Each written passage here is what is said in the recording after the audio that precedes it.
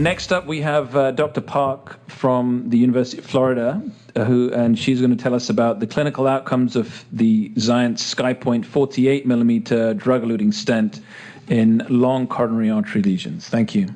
Thank you, everyone, and thank you to the scientific sessions of SCAI for this opportunity.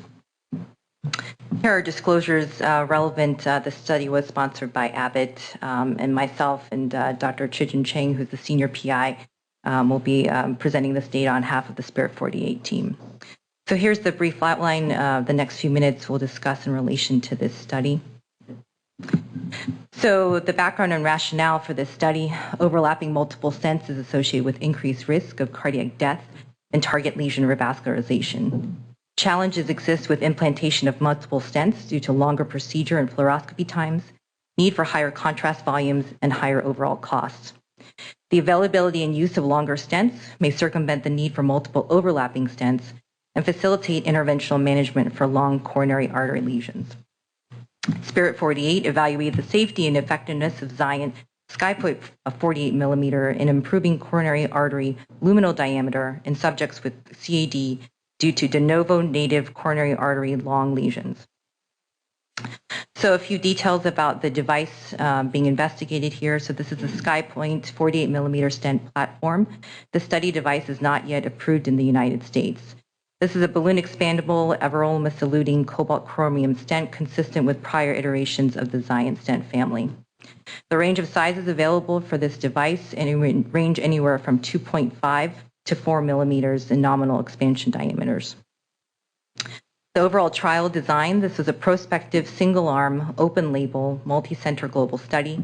100 subjects were enrolled at 25 sites globally.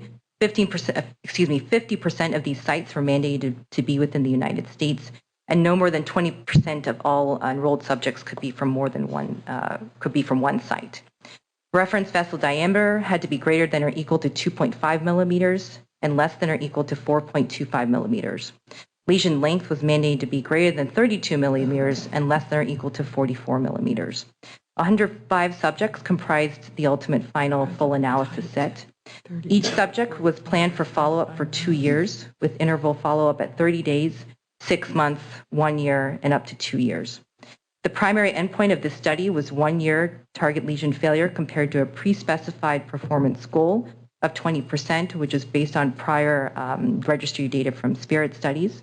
Secondary endpoints included TLF in hospital at 30 days, 180 days, and 2 years.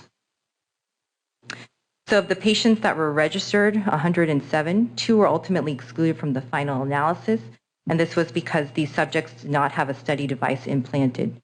The full analysis included 105 patients, and after 1 year, 3 of these patients were no longer available for analysis.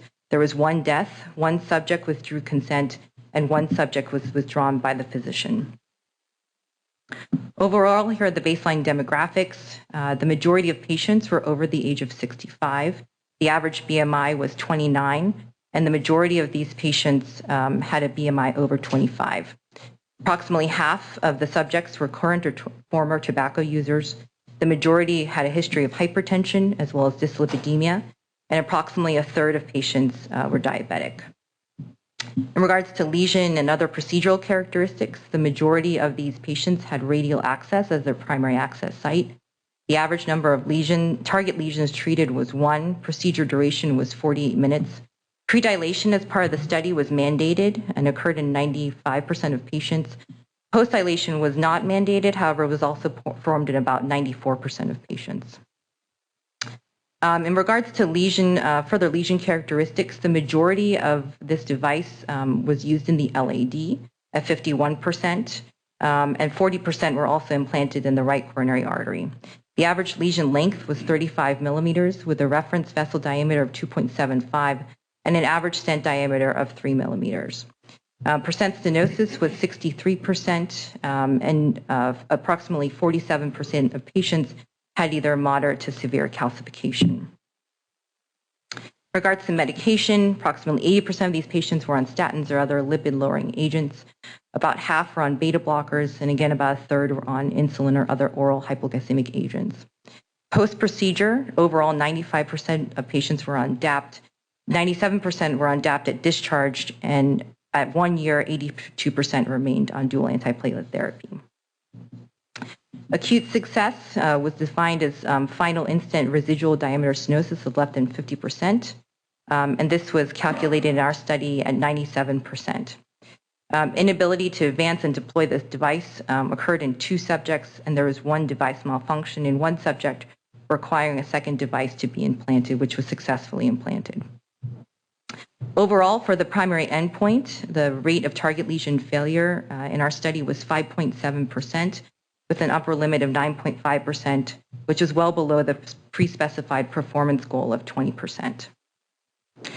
Other clinical endpoints included target vessel MI, which occurred in about 5% of patients.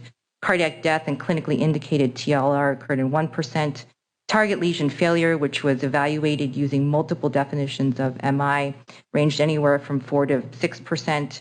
And similarly, rates of all death, all MI, and all revascularization range from 5 to 6%. Notably, rates of definite acute or subacute stent thrombosis per ARC criteria were low, occurring in 1 patient. Study limitations: this was a non-randomized single-arm trial without a comparator group. It's a select population of patients with diffuse coronary disease within a relatively narrow window of lesion length ranges. The use of physiology and intracoronary imaging was not mandated as part of the study. And this is a comparison to other published data relative to prior iterations of XIENCE 40mm stents that were performed outside the United States, and the rates of TLF in both of these studies at 4 and 5% were comparable to what we encountered in our study. And so in summary, Spirit 48 presents high-quality data with high levels of device success, consistent with prior iterations of the XIENCE family of stents. In conclusion, Spirit 48 met its primary endpoint of TLF at 1 year. Secondary and other endpoints are compatible with previous stent trials. And Spirit 48 data supports effectiveness and safety of XIENCE Skypoint 48 in treating diffuse de novo coronary artery lesions. And the results of this study are now available online in simultaneous publication in a journal of SCAI. Thank you very much for your attention.